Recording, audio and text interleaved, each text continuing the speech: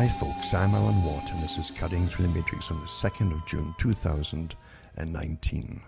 I hope you're all surviving this wonderful break into summer, because it's been pouring rain an awful lot up where I am, and I'm back to wondering if I should build an ark. And again, it's reminiscent of previous years, except last year was the normal one, which was nice and dry, and there were some apparently man-made fires, forest fires in the area, man-caused. But it was a nice summer regardless, because it kept the mosquitoes down. And now they're back to this constant grey sky thing, almost constant, because there's occasional day that isn't totally dark, but most of them are so far, or have been, and it's pretty unpleasant. And the amount of rain I'm getting too is rather unpleasant. But the mosquitoes love it. You can hear them outside the windows in a chorus, just to see they're taking over. You see they're getting very cocky again. And bites galore, of course, if you dare go outside. And when you shut a door outside, you close it behind you, just the waft of it brings millions in with you. That's the problem. And so you get the pleasure of meeting them one by one for the next few hours, or maybe all night long. Even in bed, you wake up and your neck's all bitten with these mosquitoes, and you hear that zing, it just wakes you up. It must be a primordial memory or something. You've got this memory of this zzz from the caveman, eh? And it wakes you up immediately. I think that's really what encouraged the caveman to put a door in his cave eventually. That became a house, and of course real estate started to flourish. Now we can't afford the houses anymore, going back to the caves. But that's the state of things as we so-called progress along this progressive planned system. What gets me today is, again, as I say, we've moved another chapter into the progressive system, a planned system, where media started going back a few years, mind you, took a big dive. It was already a dive anyway, a lot of the media just with opinions and reporters giving nasty commentaries about different people or whatever it happened to be. But the thing is, eventually they had the Leveson inquiry in Britain, and they had the one in Australia and other Commonwealth countries, just in tandem, and they came out with new laws and restrictions on media. And so you don't get really much investigation at all into reporting. It's all safe reporting today means simply republishing the handouts that government and top agencies give you. That's what they do, and that's how they get their money. And that's authorised stuff, you see, and it's safe. There's nothing in it to cause offence, they think. But as far as anything with any grit in it at all, it's pretty well taboo. You can still slang politicians, because that's what they're there for, because they're not really making the real major decisions on top.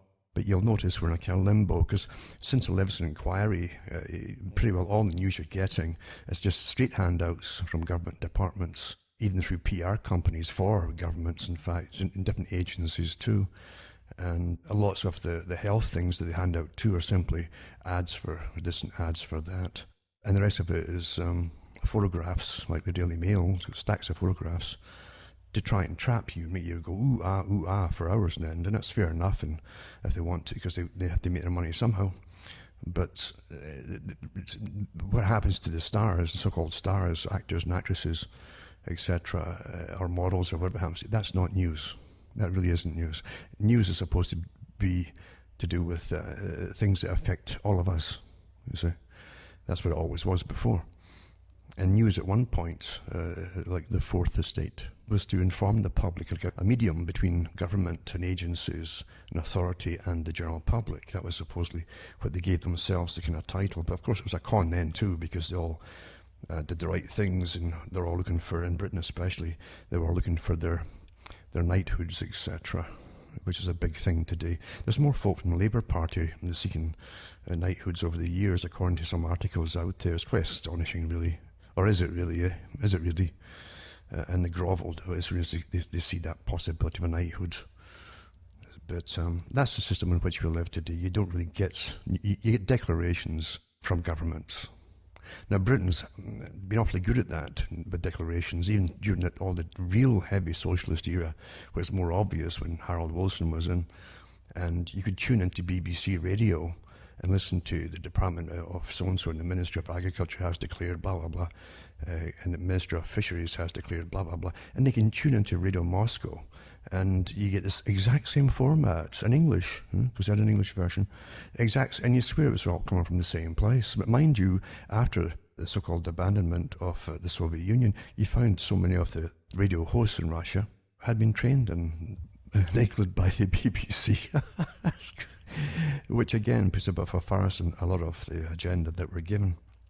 But today they're back on the same role again. There's occasional declaration here and there, but you have to really search for it. They're not going to hand it out to you happily because they don't want you involved in anything. Remember, a democracy is supposed to be informed consent for the public to accept anything. So it's a nice joke, I know that, but it's, the intentions are there, I suppose. They're nice intentions, but it sounds nice. But in reality, they don't want public inputs when there's some laws coming up or something to be debated in government, because then you get immediately, hopefully, more so in the US, of course, the citizens' organizations immediately wanting some inputs and at least some output from what they're up to. That you could stop, hopefully, or sway something or alter something that was going to get put upon the people. But nowadays, you only find out about things that have happened often after the fact. They don't want your input, therefore they don't tell you. And they've been training the public, I've said this for years, to sit back and allow yourself to be governed by these experts. And the experts are not the politicians. The civil service bureaucracies are far more important. And they have heads of different departments in civil service in every country. They have their long-term, they have their whole life career there, basically. They know what's going on, and they know what they're about, basically, and how the system works. Whereas with politicians, they have what's called musical chairs. If they screw up in one department, again, put as the head of it, basically, they move them to another department. And of course, then they ask the top civil servant to issue them with things to say and read and tell the public. That's how it's done. So really the civil service is awfully important, as every government knows. And today, of course, they simply don't want you involved in the knowing, or certainly not the debating, of any up-and-coming big agendas. And everything really today is one big global agenda. It really is. It truly is. It's so comical to read the guff, the guff they give you for news, and you're supposed to believe it. It truly is the biggest drama. I guess it's, I don't know if it's good soaps or not good soaps. I never watched soaps, I couldn't stand them. But it's halfway okay, for soaps, I suppose, because that's what you're getting. That's all you're getting. In Britain, they had them on suspends for, as we say in Britain, you're in suspenders for about 2 years or whatever, waiting for this Brexit thing. And is May going to pull you out? Is she not going to pull you out? They're going to do that clause 50 or whatever, Article 50, and keep you in, yada, yada, yada. And they played it all awfully well, just dragging on. Because if they keep going on with the article, I think it's Article 50, then you find that Brussels has the right to tell them the terms, you see, which would not be nice. But if you just toss it out and say, we're going this way and that's it, then Brussels has to come to them, and then Britain would make that. That's how they play it to the public, in a way. It's so interesting to see that Britain was one of the main countries. It's actually the main country initially to start off with for a global world system, a government system for the whole planet through the Royal Institute for International Affairs. They boasted about it. It's on all their books. And they set up this secretive organization by recruiting people who become politicians in all parties at the heads of them to help, not just in Britain, but in all the British Commonwealth countries to bring this about. Then again, they turned a lot of it over to the US because Britain was broke after 2 world wars. They were intended eventually to bring in a world system because everybody was so sick of war, which made you sick of nations, you see. They used that as the excuse. If it wasn't for nations, you wouldn't have international war between nation states, as they call it. So the wars were awfully good, but they didn't get the global system. They did get out of it, though, the secretive arrangement for a united Europe, and out of it, too, they had the American Summit Group, and in the free trade negotiation, it became the NAFTA, and it's now the new name, but it's the same organization exactly. Nothing's changed for the Americas. So that was all part of the old plan before they even had World War I. It's documented. It's not conspiracy stuff. It's all documented by the organisations themselves, and books put out to the top, not just by Carol Quigley, but many members belonging to, say, the CFR in the US, for instance, and even for the Fortress America group that came out in Canada and States on behalf of the CFR by the head of the CFR at the time. That was Lloyd Axworthy, I think, and he had been the Deputy Prime Minister of Canada just before that. And they came out as the CFR, talking about the need to integrate all of the Americas under one system. So we continue with it all, of course, and now they'll be using climate change and everything else you can dream up, bogus enemies, etc., to bring it all about, including the very old agenda, going all the way back, probably even before Thomas Malthus, to do with population reduction. And as they well know, of course, but facts don't matter, they well know that the more employment people have, with a decent wage, etc. And true enough, just like Charles Galton Darwin said, they can be enticed to have a motor car, he says, as opposed to having children. So in other words, the materialistic benefits will make them not want to have so many children. And that has been awfully successful, as we know, in the West, and coupled with the mass promiscuity agenda. The more you stay single and have lots of sexual partners, then the less likely you are to have a permanent one, and nor want children. So that's been awfully successful too. This is all by design. I hope people understand it. It didn't happen by itself, because instinct is very, very strong. You're born with these instincts. And of course, the mating instinct is what preserved humanity. If you don't live in a tribe where the whole tribe looks after the children, then, in the Western countries certainly, it didn't to that extent. Even within tribes, there's had families, because the whole tribe can't afford, in a moneyed system, you can't afford to take care of the children. So it's up to the individuals who have the children to take care of themselves. So that's what the family always was for. But in the welfare system and in the socialist system, the idea was to wean it off that. They'd actually said that in all the writings at the top, that if they could just, in psychology, if they could just train the public to have sex and not to have bonding. The bonding, that was their main enemy. And so the more sexual partners you have, and the more it's promoted in a sexual cultural, meaning entertainment system, then the less chances you have of permanent bonding. And even if there's something there to begin with in a couple, if you're watching television, you're going to be awfully unhappy with it. But it doesn't matter who your partner is after a while, because it's meant to make you dissatisfied. In fact, everything on television with commercials is meant to make you dissatisfied with everything you presently have. That's the whole point of commercials. So you get that particular thing that's missing in your life. Obviously, it's that chewing gum or whatever it is, and your whole life's going to be just hunky-dory. So you've got to be unsatisfied or dissatisfied with whatever you have at the time. And that's how simply it is to work. It works awfully well. So as I say, the targets are obvious. It's been very successful. And then the promotion of single-parent families and housing too. I think Tony Blair really revamped all of that because they wanted to encourage women to have just children if they wanted children, but don't have husbands. There's even articles out now, in fact. Again, the same articles by an expert here and an expert there, who've always got books out, of course, telling you that single women are much happier and live longer than married women. And of course, they don't give the statistics to show it. But then that's how it's done, isn't it? Who needs real, true, checkable facts when you're promoting an agenda? Everything's like that, isn't it? It's like the spraying in the skies. You're not supposed to ever notice it. And they even had all these, whenever you find anything to do with scientific fact and observational fact, like when in 1998 in Canada, when they really, in Ontario at least, they were started spraying the skies daily. And it was so obvious, and they were much, much, much lower when they were doing the crisscrossing back then too. It was like walking into a sci-fi movie at the time. That's what it was like. It truly was. It was perfect checkerboard pattern, but so much lower. Wide trails because it was low. And you weren't supposed to notice. And most folk, and it would surprise me, I talked to a few folk that day and pointed out, and said, oh yeah. But they won't take anything as startling unless, because they really do think, as Zbigniew Brzezinski said, that the media and the news is there to do the reasoning for them.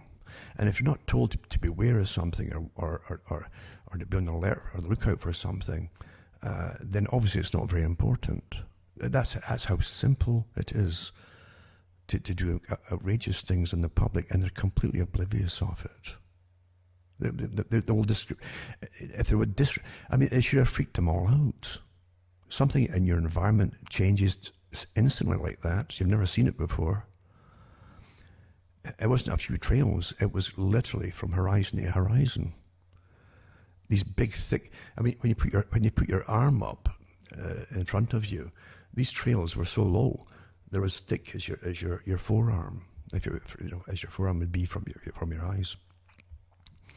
And it was freakish. It really was. And it was the same time too, the same year, when they brought in what they called downbursts. This new term, downbursts. You might see that downbursts are happening, and these sudden blasts coming down from the sky, and even doing straight lines through forests, absolutely straight lines like a highway through forests and things like that. All brand new phenomena, and they said that it took the upper part of a building off outside Toronto, I think it was, this sudden downburst. But get used to the terms again. Then you had noctilucent clouds floating across the sky at night, glowing and red and yellow and all this kind of stuff. And then, people saw that hundreds of years ago, says old Indian legend. I mean, they come out with this stuff as they're doing new stuff, obviously, all the time, and superheating the atmosphere. Then you had the HAARP project out, and that was the first time they admitted that they had it in Alaska, but now they have them all over the place now. And they can even use whole arrays of them, individual arrays, across miles and miles, or even across the country, that work in unison occasionally, and they can triangulate where they're projecting the power source, the superheating atmosphere, and then cause amazing changes in the weather and atmosphere, and amazing things they can cause, for sure. And a lot of universities have their mini HAARPs, all parts of this huge array system that they have. So we live in a scientific age of scientific supremacy, they say. Whatever you're looking at, you have an expert telling you what to do. Like Bertrand Russell said, he says, we'll train them. He says that until women can't, or anybody, couldn't change a diaper on a child without expert advice and to be shown how to do it. That's come to pass now. We now also have bioethicists. I did a show years ago on that, when they first gave it to the public, and they launched them on television, and there's across all the newspapers. This so-and-so says, this bioethicist has declared. These people who are only human beings like you and I are given special abilities, special insights on what ethics are, as we start creating laws on what's ethical and what's not ethical, to do with us, including our bodies. And to our bodies, in fact, see? And now, of course, they're deciding you should live, die, or whatever for your organs in hospitals, and it's going to get a lot worse. But you don't think for yourself, for goodness sake, because you've got bioethicists who've got it all in hand. Thank goodness they're there. And we can just sit and play and drool, I guess, while they're making all the decisions on what to do with our lives. How calmly we accept it all, eh? Because, like Russell said, he said, train, but the people won't do anything without the advice of experts, and they've got them all out there. You've been trained with them. These weather stations, these weather programs that they have on television, and weather stations, and for television, 24 hours a day, horror stories, and they were designed to be horror stories until a little bit of drizzle was going to be a mass flood. And before that, of course, they started it with the weather people showing you the next day's weather, and they come out there dressed in oilskins. It was going to rain. Are we children or something? This is how gradually you're trained into, But this is how it's done, and they admit now, but in books put out by people who were involved in the setting up of the Weather Channel and different ones to terrify you, that was the purpose of them, was to terrify the public. Because you see, you won't go along with say, the big global agenda on sustainability unless you go along with this whole hype on weather change, or weather modification, as I prefer to call it. Because what's normal weather today when they are geoengineering the skies? Are the effects of what you're seeing the effects of the geoengineering? Of course they are. You can't have honest tests or statistics today when you've got daily geoengineering going on, and it has been going on for years now. And remember that the top report said, as I said, if we ever had to geoengineer, this is years ago, I keep all this stuff, they said from their main meetings in the US at the time, they said, if we were to do this, you couldn't just stop it once we've started it. He said, because once we've altered the climate by geoengineering, if you were to stop doing it, you would have incredible catastrophic events happening when you suddenly stop it. Because you see, the whole point is also to alter the jet patterns of the airstreams, the currents, the normal flows, and divert them elsewhere. That way you can divert moisture into one place and heat to another, etc. Make it dry in one place, wet in another, and reverse it when they want to. It's literally child's play today by superheating certain parts of the atmosphere. And so it's all happening. And therefore, are we going into the geoengineering, still going into the geoengineering? I said it might take 20, 30 years to get enough of the particulates to inject into the stratosphere, the particles.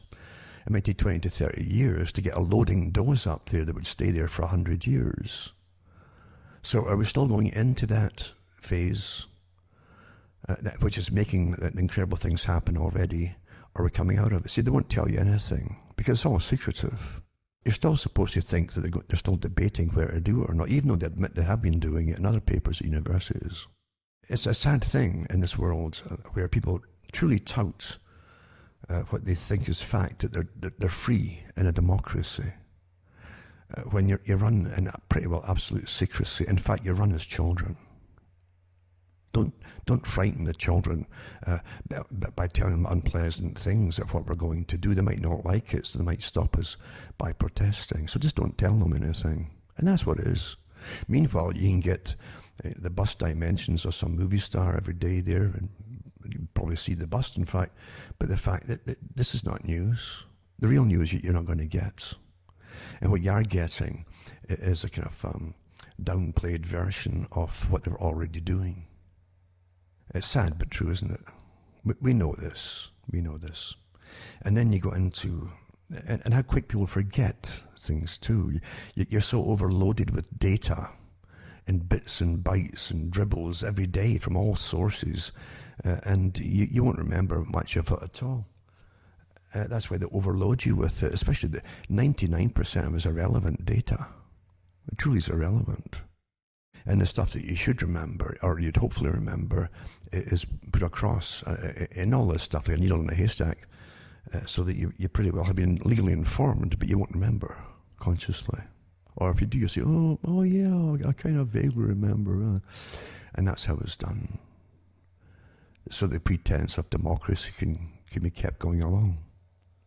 Now I'll put up a link from a few years ago, actually, to do with climate geoengineering governance, a research project from the UK, and it's from Geoengineering Governance Research, and you can have a good read at that too. It's got a lot of links. There's even stuff up on YouTube from big world meetings and things like that. If you're interested, most folk aren't interested in these things because they're trained out of really caring. They've been trained to believe they're being governed well, and these special invisible people above who are just so incredibly and brilliant, you see, are managing you all, and it's your place to be down below and just play and enjoy yourself and watch the movies and stuff like that, party. And that's how you're trained, isn't it? And they have world agendas to do with well-being. And I've mentioned some of them before, because you see, under austerity programs, and that's what they are, for sustainability, you're being trained. It doesn't matter if you don't have much of what you think you want. If they can reshape what you really should have and make you want that instead and be happy with it, then your well-being goes up, and it's going to be all nicey good then, you see. They're there, and that's how it's done. And I've read these articles too. They have world meetings under the UN and different organizations all working on them. But I'll put some of these things up perhaps tonight. Because as I say, you should just be happy, you know, like that silly, silly, dumb song. Don't worry, be happy. Huh? If you can't eat, or you know people around you, or even yourself, if you're addicted to drugs that are just flooding the countries now, on cue, mind you, and being allowed to, and there's folk dying all over the place, and you can't have your brain goes on them right away. You know, you're completely dysfunctional, and you're going to stay that way till maybe you die or get off them, if you can. But if they just make you be happy with what you've got. You might be living on the streets. But hey, what's wrong with living on the streets if you're just happy? And of course, they even have articles about taking the drugs to make you happy. As long as you're happy, that's the final. Don't forget what the whole Freudian thing was about. That being well meant you were in a state of happiness, which is nonsense. What does he mean by happiness? There's different degrees of contentment, you see, and stability for the day. And in between phases, there's times too you must be a bit depressed, because depression can goad you into do something better for yourself, perhaps, you see. Or depression might say, you're procrastinating on this long enough, do something about it, things like that. So these are natural things, but no, they want you to be happy all the time, just like the ads on TV, you know, the dumb ads you get all the time. Just smile and grin and be happy, you see. And if you can't have a good smile and you can't afford a dentist these days because it's so incredibly extortionate, then be happy with the mouthful of teeth or broken teeth that you have, you see. Just be, if you're happy, who cares, you see. There you go. There's the answer. That's the Freudian thing. The Freudian whole idea was that the system, as he destroyed religion under science, you see, taking over as your new master, then there'd be so much unhappiness and depression. So psychiatrists would step in and take the place of the priests. And therefore, all the people who went to priests for advice or help or whatever, or even confession, could then go to the psychiatrist and pay them big money to confess all these things. And then they could put you on pills, right? Maybe for life, and make even further profits from that too. Isn't that wonderful? Chemical happiness doesn't last long. But again, I'm going off the topic here. I wasn't even going to talk about this tonight. I just wondered about how folk are perceiving this new reality they're in. Have they adapted quickly into it with the nonsensical a million photographs per newspaper, but no real stories, and definitely not stories that matter? And are they adapting to the fact they're being told very little? At one time, people would demand that at least the politicians would put a show on television and give different statements about different things they were up to. They don't even bother with anymore. All you get is the scandals and the PR shots of them, you know, like wrestlers just bad-mouthing their opponents. It's all an act, of course, just like the wrestling thing. It's a big act. But that's what they've given you for reality now, isn't it? Because you see, the agenda is so entrenched that no one can get off this progressive agenda. It's written in stone. It's not happenstance. None of it is happen. It all merges together towards a particular world society that they're creating with a vastly reduced population. And what you're living through now are really the early stages of it. They've got a lot to do yet, but they've got all the technologies to make it happen. Right down to their advanced projections for the military on population declines around 2030, a sudden drop. They don't tell you why it's a sudden drop, but they know exactly when the up-and-coming youngsters will hit a certain age and for procreation, and there is a sudden, even further, massive decline in fertility. That's part of it, you see. Don't forget, even with the basic studies they did on soya, with the soybean and all that, it was heavily modified and heavily toxic too, with particular herbicides that they created at the time years ago. And the studies that came out, the official studies that came out on them, when they said that the ones who ate it the test rats, etc., could develop stomach or colon problems and decreased fertility, but the offspring would have twice as much increased sterility, and the next generation were almost completely sterile. You see how your genes are altered step by step. This is a big breakthrough for them too, because you see, when you go into biowarfare and you study the terrible things we were working on during World War II, they looked at different programs for extended warfare on different, like might last 20, 30, 40, 50 years, or almost a permanent state of warfare like they was envisaged in George Orwell's 1984, you see. Well, how do you, over a long period of time, win that war, a protracted war? Well, you make sure that you must get to the young, fertile group who are even babies, because eventually they're going to grow up and produce more children, you see. This is widely discussed in all military colleges. Even today, it's standard stuff.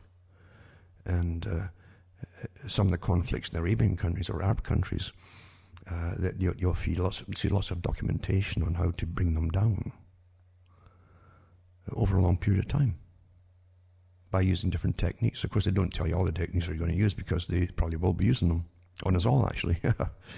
But it's quite fascinating when you see it all happening, after reading it from about years and years ago, and it's all happening across the planet, but mainly in the West as we go down with fertility.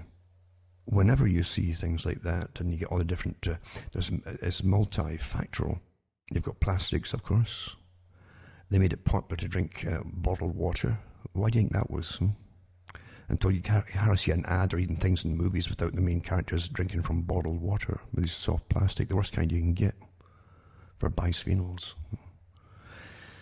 which are awfully good at causing reduced sperm in the male, for sure, and many other hormonal factors in male and female, hormone disruptors, and mimickers too. Then you get this one here too, right? A recent study that tested both men and dogs added to concerns. I guess that's how we're lumped now. If you're men, you're equivalent to a dog. But both men and dogs added to concerns that chemicals, and it's true enough, we're the most hated species at the moment, that chemicals in the environment are damaging the quality and quantity of sperm. It says here, surprising new research into dog sperm has reproductive biologists concerned about the fate of their own species. So the dogs are afraid of their fate, their own species, I guess, the way they word it here. Anyway, it says, in a March study, scientists at Nottingham University found that two chemicals common in home environments damage the quality of sperm in both men and dogs. The culprits implicated are diethyl hexyl phthalates, used to make new plastics more pliable, and polychlorinated biphenyl 153, found in older plastics and electrical equipment. Companies stopped producing the PCBs in the late 1970s due to their health risks, including a possible increased risk of cancer, hormone disruption, liver damage, and behavioral or cognitive deficits in children exposed to chemicals in utero. But that's a big one too. But the chemical persists in the environment. So another study out too, this one from Nottingham, without the sheriff, of course, but it says the study is just one in a mountain pile of research indicating that the quality and quantity of male sperm is on the decline. Well, it's been on the decline since about the 70s, steadily, but this is a further bang again. It's just that sperm counts have dropped by half in the last 50 years, and a higher percentage are poor swimmers. They're immortal, basically, slow, ungainly, or beset by genetic flaws. The ones that persist are flawed now. You're the sperm. And then it says that the exact cause of that decline is not well understood. What a nonsense, eh?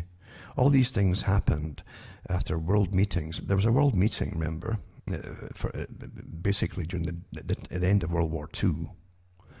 I think the war was still going on, and King George was supposedly the head of it, the titular head of it, at least, for the meeting, and all the top Royal Society scientists and that, and the relevant groupings got together and talked about but they haven't killed enough people off for this war, you know.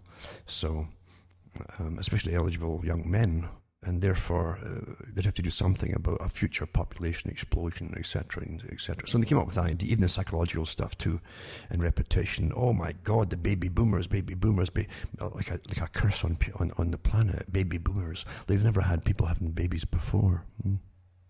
See? So they went to work, of course. They didn't sit back. And then, so after that, about not even 20, 30 years later, you've got the sperm count in half just by accident. But it's happened by itself, I suppose. And folk will accept it as that too. There's always a cause for everything. Always, folks. It doesn't just happen by itself. It doesn't happen. If you get up in the morning and your left leg doesn't want to follow your body, there's a cause for it. If you just accept it as some new normal, then good luck, But it's the same with everything that happens. There's always a cause for it. And the problem is today we're getting taught just to accept things. Just be happy. Be happy. You can still have intercourse, maybe, you see, with chemical aids and stuff. But the fact is, you won't produce children. And if you do, there's ways you can get rid of that problem too. Folk just don't get it, They really don't get it. That the big authorities out there that are managing the population count and all the rest of it don't give a darn about you. They really don't. They've got other agendas to fulfill. Really. Anyway, so sperm count is on the decline. And the exact cause of decline is not well understood, to say. One culprit may be increasingly unhealthy lifestyles. Not sure. The same factors that affect general health and so on. And they always go obesity, smoking and stress, alcohol, and blah, blah, blah. But they say many researchers also suspect chemical residues in the environment may be partly to blame. Well, if you look at what's in the stuff that you're eating, pesticides and herbicides and all the other kind of things too, then perhaps they've got something to do with it too, folks, eh? What do you think? But anyway, the motility, the ability for your sperm to actually swim is definitely damaged. It's much, much lower. And you can see all under the microscope. Lots of university studies and all of that. So there you go. But also I want to go into this, and it's to do with the well-being budget, right? New Zealand's got one too. They've all got them. See, it just happened, again, from a central agency for the world system and the United Nations. And I read the articles when they first came out with this well-being. Never mind about stopping, eliminating the poverty problem and all that. Just feel well. Don't increase salaries and wages and for living standards. No, just make you feel well with where you are. See, so New Zealand's world first well-being budgets to focus on poverty and mental health. See, so it claims to be the first to measure success by people's well-being. There you are. Yeah. So child poverty, domestic violence, and mental health will be the priorities in New Zealand's well-being budget. Yeah, so they have well-being budgets now. The finance minister, they're destroying all cultures. They're destroying traditional systems and families and everything else, and work. I mean, it's all been given over to basically to third world countries, all the industry. They employed millions and millions and millions of people across the world. But it's all stuck in the same areas now. And folk they seem to have no purpose. Their religions have been stripped off them and getting hammered and chipped away, which gave them at least something to turn to rather than going to psychiatrists. God help you go to a psychiatrist. Or these agencies that governments are just churning out, the new scientists are going to manage your minds for you. Just hand it over. But people have nothing to believe in now, you see.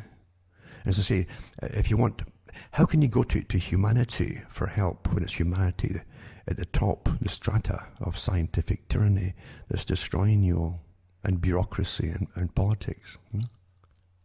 You need something beyond that. And actually, whatever man puts out when he puts himself as God to manage everything ends in disaster. Hell on earth. That's what comes out. For the majority of the public, hell on earth.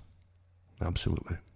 And it's only in the first stage of this where it gets really rolling, folks, into real austerity.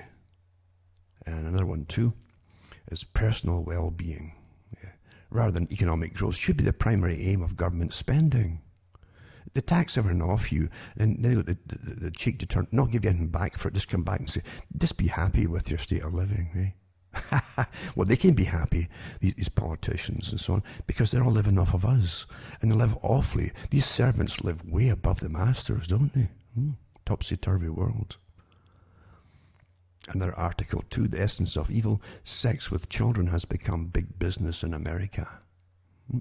Because that's the next hurdle, is what they call intergenerational sexual relations. And step by step, they said they would get to this phase, and here they are now. And children as young as young girls, some as young as 9, are being bought and sold for sex in America. And the average age for a young woman being sold for sex is now 13 years old. Isn't that just, it's progressive, eh? And it says sex trafficking, especially when it comes to the buying and selling of young girls, has become big business, the fastest growing business in organized crime, and the second most lucrative commodity traded illegally after drugs and guns. And I mean, look at the state of society, eh? I know people in London who walk around with bulletproof vests on now. It's so dangerous there. And now they're bringing out special ones to deal with just knives, because there are folk getting stabbed in different places. It's pretty common now. This is progress, they call it. Really? Okay. Excuse me if I don't agree with you. So I'll put these links up. And then there's another, and here's the answer to the, remember all the grooming of the children and stuff in Britain and elsewhere in Europe, and you're not supposed to talk about now. And it's true, isn't it? And the government's told the cops to lay off the grooming gangs, etc. in Britain for years. Thousands of people have been destroyed forever, these children. So they get the unions to go forward under a supposedly good cause, you say, without thinking it through where it's supposed to go. Decriminalise sex work to protect us from crime, prostitutes say. And the English Collective says laws forcing women to work alone expose them to violence. Well, that's where prostitution always goes. So you got the English Collective of Prostitutes. I already last week put up some stuff from areas in England that were officially the trial areas for legal prostitution. And they're still falling down dead with syringes stuck in their arms and stuff, and they get disease and alcohol, and they're dying, of course. And then they're fighting each other for their area, for their But anyway, this one up here too says it'd be better just to make it all legal.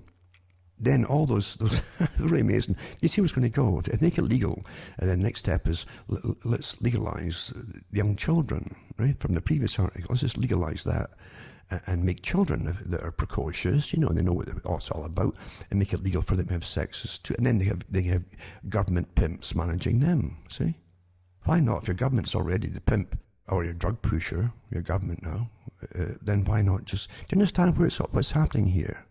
And this is not happens. It's not stupidity either. This is an agenda. And then they bring in the nurses in Britain, right? Royal College of Nurses, the union and all that, vote to back decriminalisation of prostitution. So there you go. Get them on the act as well. But they don't think it all the way through, do they? They really don't. They really, really don't. They don't think where it's all meant to go. And that's the beauty of collective organisation. Bernays said that if you want to, he said to the big marketers, don't go door to door trying to get people to back whatever you're selling them or changes or whatever it happens to be.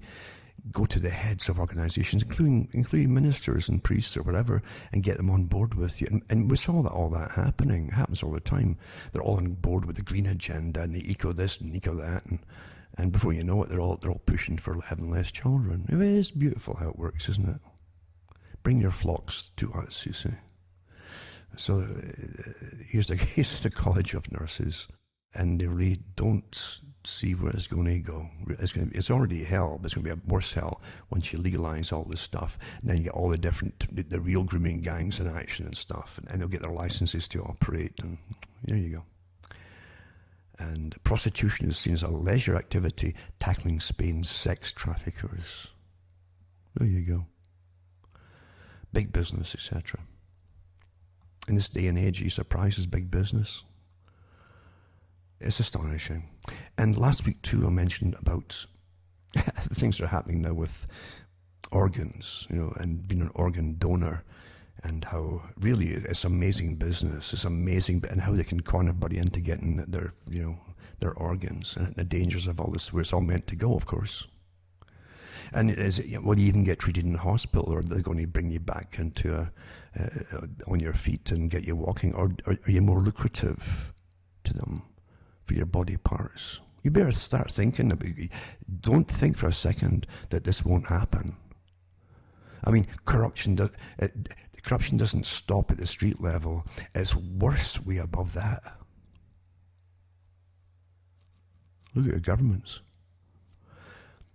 The Baltimore Sun, it says, overdose deaths largely from heroin and powerful prescription painkillers such as fentanyl reached record highs across the country. Maryland had one of the biggest surges in the country, with 1,259 fatal overdoses last year, twice the number in 2010. So there's progress for you. And so nationally, organ donations from those who overdose from injected drugs are the fourth largest donor group, according to the data from the United Network for Organ Sharing. That's organ sharing. It's not ghouls, it's organ sharing, which coordinates donations. It's big business. Drug overdoses eclipsed homicide victims years ago. And the overdoses rank behind people who died of natural causes. It says the largest group of donors, as well as car crash victims and those who committed suicide. Car crash donors have declined as auto safety improved. It's actually getting worse again, auto safety, because they've legalized other things and their mind certainly isn't on the road now. But anyway, you understand, we are the business. I've said it so many times. We are the business, and we're also the product at the end of it all. We buy it all, and then they make money off us when we're about to die. Remember, they want to keep you alive, as they take your organs out of you. I hope you understand that. They don't want death or organ death. They want to keep you alive and harvest the organ. The last one out is the heart, to keep you going as they basically cannibalize everything else. When the people who go there to receive the organs, so the different surgeons are sent in, they're flown in by jet. Big business, as I say. There's ones that will take the kidney specialists, ones go to the liver and heart and lungs and so on. And the person in charge of it is the heart and lung specialist, because he'll keep that going until all the ones are taken out and straight into the freeze, you see, for preservation. And then basically they have the job of causing the real death by cutting off, and that's it. Now goes the heart and lungs, that's it. That's how it's done, for those who don't know. It's big business. And then to persuade the public that you to do all for nice causes, you see. Do you think that's all going to nice causes? Do you really think that? I mean, how many folk are getting transplants a day, even in your own country? Compared to how many folk are being cannibalized in your own country every day. Anyway, as death tolls rise, opioid crisis makes more organs available for transplant. This is where it's going, you see. And then it gives you a story there of her son lay dying, and this poor woman and so on. Very, very emotional. A nurse who works with people with chronic kidney disease, blah, blah, knew the impact of such donations well. And so they give you something that's very heart-wrenching, etc. But of course the whole thing is it's good that even though the guy dies, his death is not in vain, you see. This is where it's going. And tragic as I say, but really, when you book in Ontario to a hospital, or you're taken into a hospital, you're automatically put down as a donor unless you opt out. They don't tell you at the time. That was in the papers, though, a few years ago. And they even have professional persuaders that are jetted across the country to hospitals, just men and women. It's even kind of ordinary men and women who come in. They're often nice and they're trained to reach worried or grieving parents who are in hospital, who are in there for someone on artificial life support or whatever it happens to be, to try and convince them to just sign them over for organ parts. I mean, you understand, this isn't more humanity, I think. I see it as we're just products, and we're worth an awful lot. These folk won't be doing this jetting across for nothing.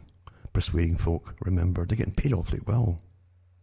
So, and of course, it also tells me that they must understand what the different antidotes to these different drugs can be, and they must have awfully fast ways, I would think, of determining if there's actual other diseases present, very quick, like almost instant, to even bother to take organs, etc.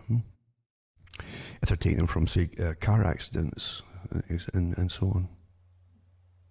Now, DARPA is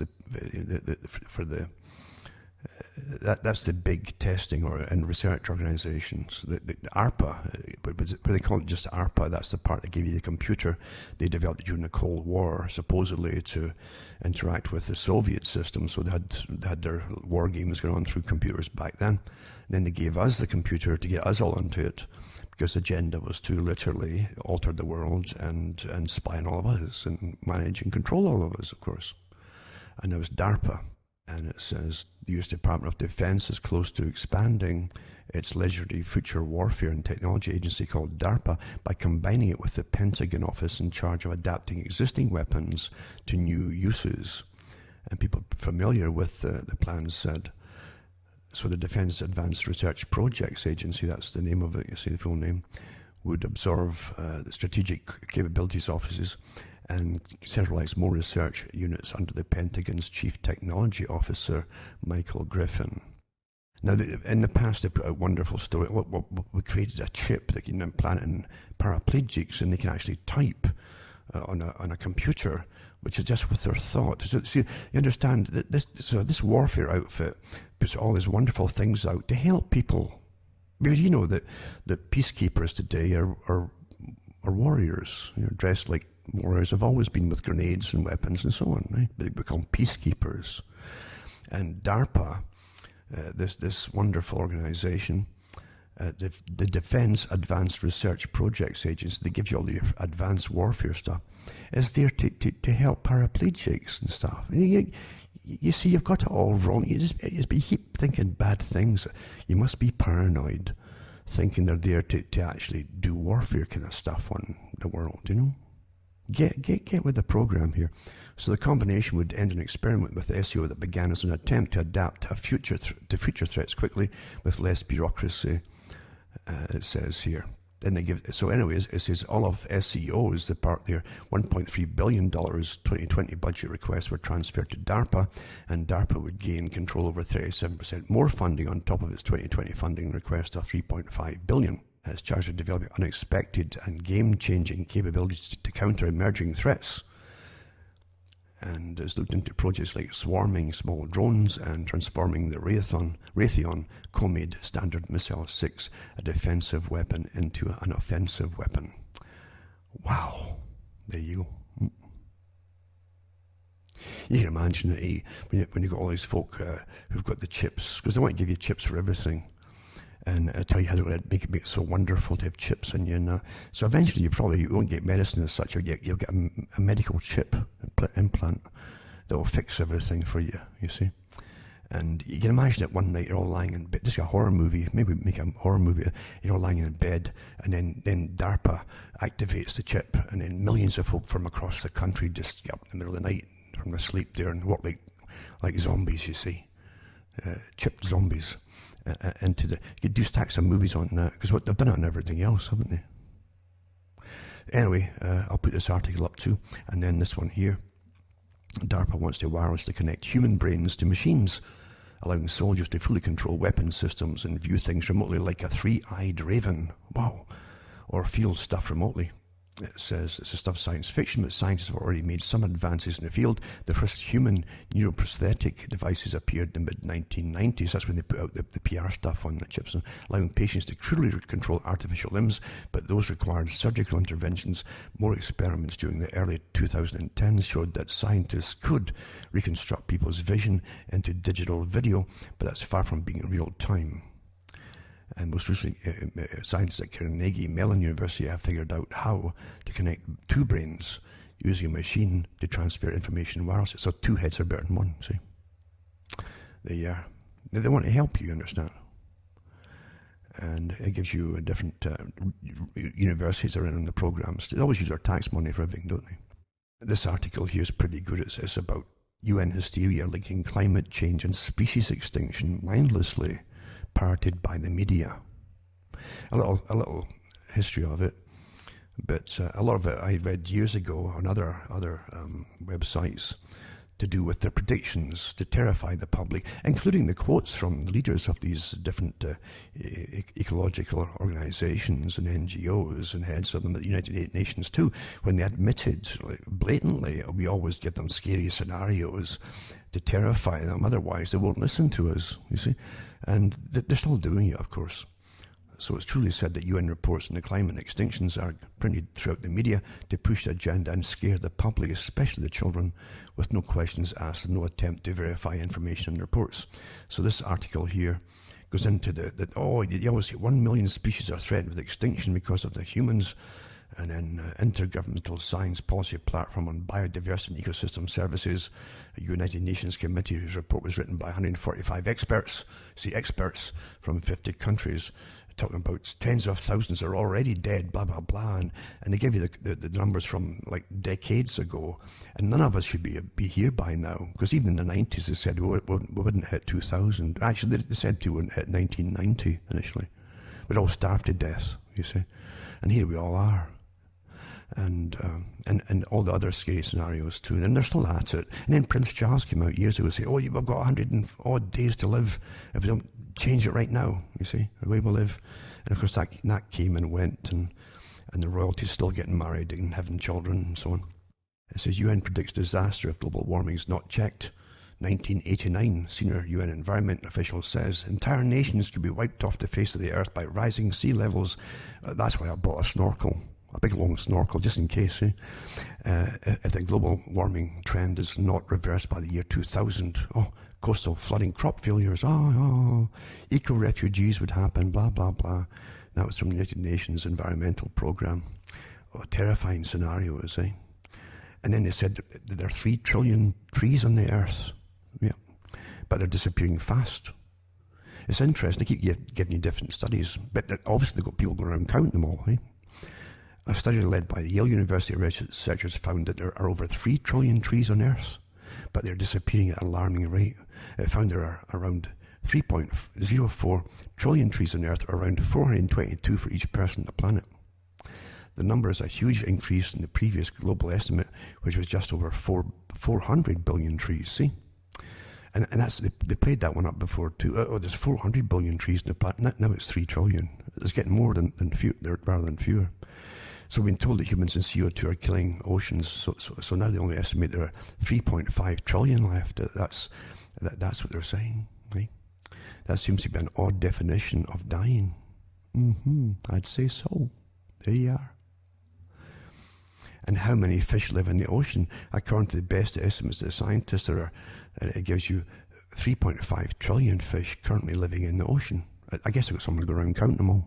And it says, then there were all those looming disasters projected by scientists on the first Earth Day almost 50 years ago. That's why it was created, for the Earth Day, right? A quick summary, we would all be dead by 1985 to the year 2000. And it says we would be out of food by 1970 or 1980s. And during the 1980s, 4 billion people would die, including 65 million in the US. And by 1980, urban dwellers would have to wear gas masks to survive. And soon none of our land would be usable because of too much nitrogen. And the rivers would be out of oxygen, and freshwater fish would all be gone. Oh my God, the sky's falling, eh? And by 1995, 75% to 80% of species would be gone. And back then, but mind you, they first put out an ice age. They banked on a coming ice age to terrify us all, to give up all our rights, so the experts could manage us, you see, for depopulation and austerity and all. But it didn't work out, so they turned to global warming. And now they just settle on climate change because they try to cover all the bases. And this was the worst winter I've seen up here since I've been here, this winter past. Anyway, it lasted over half the year before the snow was gone. And we're going to have an ice age, but the Earth would be 4 degrees cooler by 1990 and 11 degrees colder by 2000. That was initial, when it's got a coming ice age. But this article is just full of all the quotes from all the different associations and organizations to terrify you, including, of course, naturally, Paul Ehrlich, who gave you the population bomb, because that's a real agenda, is to depopulate the planet. How can you do it? Well, terrify them, and you can't have all these children who are just consuming and creating pollution, you see. There you go. And it's interesting, Paul Ehrlich and his wife was on the actual board of the Club of Rome, eh? They came out with the agenda. It terrified the public because it's only to do it to give them scary scenarios, etc. And man would be the enemy of the planet, and that would fit the bill. Well, that's what they came up with. Never change. Big agenda, global agenda, and all the world's elite are in on it, folks. Yes, they are. The big club is in on it. And you're the cause of all the problems, apparently. You see? And I'm not going to change it just for you, little old you. You might think you're important, but they don't. But it's just astonishing, isn't it, the nonsense we get fed. The nonsense we get fed for a big agenda, a big global agenda. Another one here, too, is 1 million species threatened with extinction because of humans. Not 1 million in but 1 million, exactly. 1 million planets, 8 million species. It's astonishing. Everything's like, when you come to the States or Canada, you'd find towns, and you'd always find an even number. Everything ended up with 00 or whatever for the population on a signpost going into a place. I said, my God, there's population planning for you. Well, here they are, you see, with 1 million species, 1 million exactly, threatened with extinction because of humans. And it says here that the global rate of species extinction is already tens to hundreds of times higher than it has been on average over the last 10 million years. This is the oldest counter we've ever had, this guy that counted them all. According to the Intergovernmental Science Policy Platform on Biodiversity and Ecosystem Services. Here's a mouthful for you. See, that's very important with a big long one like that, eh? I'm impressed, aren't you?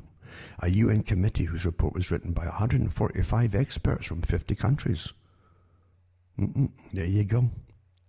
Species extinction. And the actual number of species and endangered species appears to be 3,000. So why are we told that 1 million are endangered? But when you go into it, there's only 3,000, it says. And even then, it's iffy.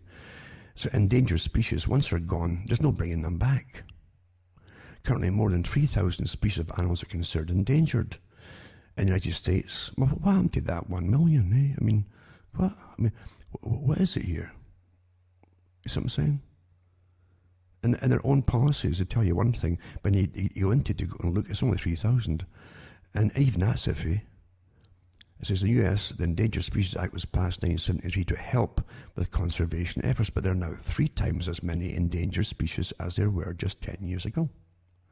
If you look at the number of species that have gone extinct since the last almost 120 years, they say it's 477, or around 4 a year. This author said, I'm sure most of those started going extinct long before the fossil fuels could have caused the problem. So 4 species per year, and the UN puts out the prediction of 1 million, and journalists like puppets just print this as fact, really.